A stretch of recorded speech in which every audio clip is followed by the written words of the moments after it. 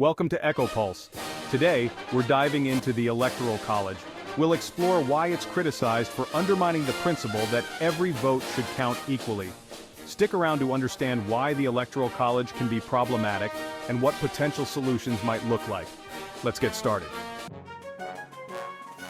What is the Electoral College? The Electoral College is a unique system used to elect the President of the United States. It comprises 538 votes, distributed across states, that ultimately decide the presidency. Ideally, these votes should be proportional to the population, ensuring that each individual's vote carries equal weight. Unequal representation. Let's break it down. In a perfect democracy, each of these 538 electoral votes would represent the same number of people. That would mean approximately one vote per 574,000 individuals. But the reality is far from this ideal. Take Ohio, for instance. With a population of 11.5 million, Ohio should have about 20 electoral votes, but it only gets 18. Where do these missing votes go? They are redistributed to smaller states like Rhode Island. Despite having a population of only 1.1 million, Rhode Island gets 4 electoral votes instead of the 2 it should have. The 3-vote bonus. Every state gets 3 electoral votes, 2 for its senators and at least 1 for its congressional district, regardless of population size. This gives smaller states disproportionate influence, meaning a vote in Wyoming carries more weight than a vote in California or Texas. Wyoming, with its small population, still gets 3 electoral votes. This makes a Wyomingite's vote worth 4 times that of a Californian's, where the population is much larger. Does the Electoral College protect small states? Supporters argue that the Electoral College protects smaller states from being overshadowed by larger ones. In theory, this sounds logical, but in practice, it doesn't work that way.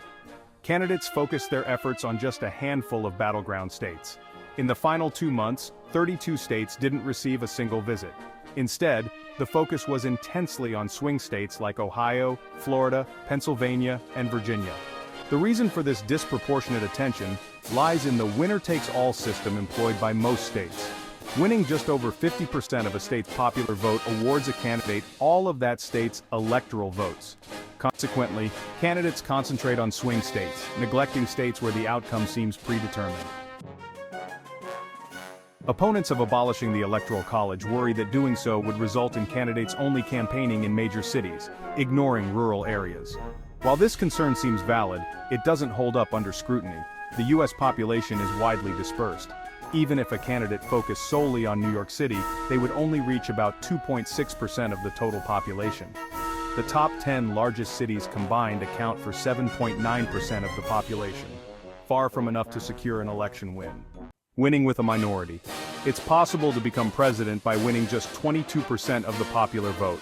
By winning small states with high electoral vote power, states like Wyoming and Vermont, the Electoral College could grant you a majority, even if most of the nation didn't support you. Historical precedents. This isn't just a hypothetical scenario.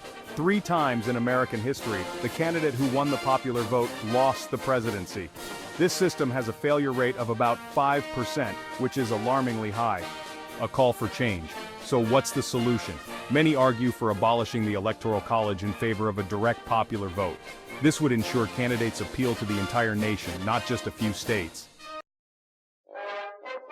In conclusion, the Electoral College presents significant challenges to fair representation in American democracy. Its complexities and biases lead to unequal voting power and encourage strategic campaigning that doesn't reflect the will of the people. Reforming or replacing this system could pave the way for a more equitable and democratic electoral process. If you found this video informative, please like, subscribe, and hit the notification bell for more deep dives. Let us know your thoughts on the Electoral College in the comments below. Do you think it should be reformed or abolished? Until next time, stay curious and stay informed.